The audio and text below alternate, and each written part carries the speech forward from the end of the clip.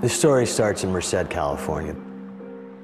It's in the middle of nowhere, surrounded by almond groves and peach orchards. It's a small farming town in the Central Valley of California, which is in the huge shadow of Yosemite. Merced, they call the gateway to Yosemite. I started singing Bye Bye Miss American Pie. We're talking 1972. American Pie was on the radio. Singing, this'll be the day that I die. It was the year of Watergate. It was the year that Pong was introduced. The Brady Bunch. The Brady Bunch. We became the Brady Bunch. The Stayners lived on Betty Street. It was a middle-class kind of a neighborhood. The parents were Delbert and Kay, and Cary was the oldest of 5 children. He had a younger brother, Stephen, and 3 sisters, too. Del worked as a mechanic in a peach cannery.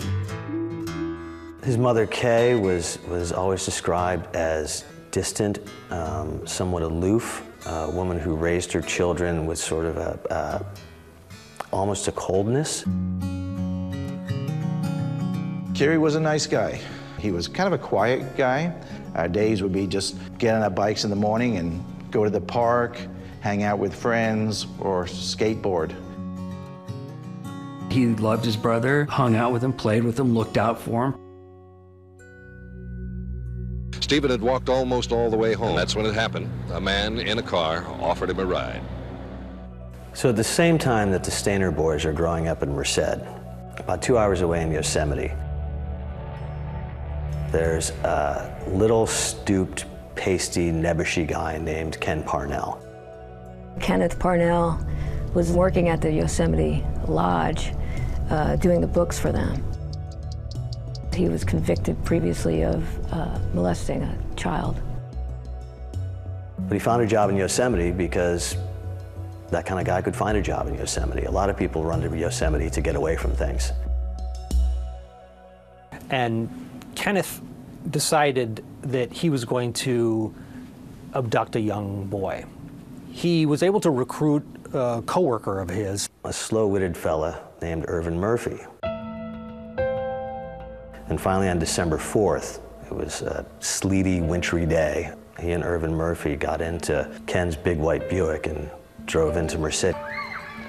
Stephen, what happened that afternoon? Do you remember when you were walking home from school? And they saw this little boy, 7-year-old Stephen Stayner. Stephen had left school, headed straight south from here, 4 blocks, and when he was on Yosemite Parkway, which leads to Yosemite National Park, he was approached by Irvin Murphy. Murphy had some religious tracts with him, which he'd been using to approach other kids. He asked Stephen if he thought that his mother would be willing to make a charitable donation to a church. At that point, Parnell drove up in this old white Buick.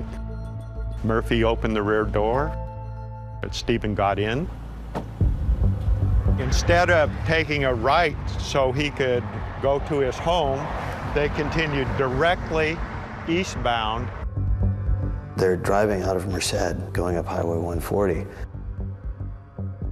Kenneth Parnell stops the car and he goes to a payphone.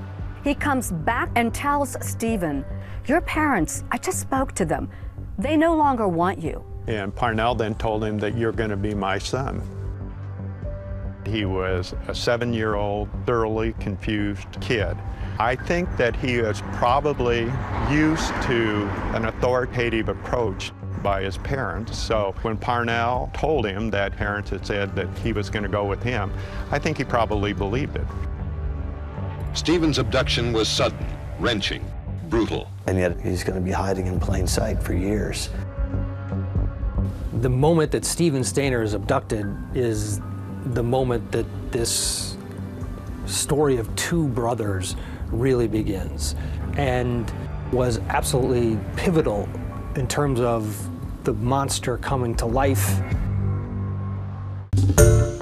Hi everyone, George Stephanopoulos here. Thanks for checking out the ABC News YouTube channel. If you'd like to get more videos, show highlights, and watch live event coverage, click on the right over here to subscribe to our channel, and don't forget to download the ABC News app for breaking news alerts. Thanks for watching.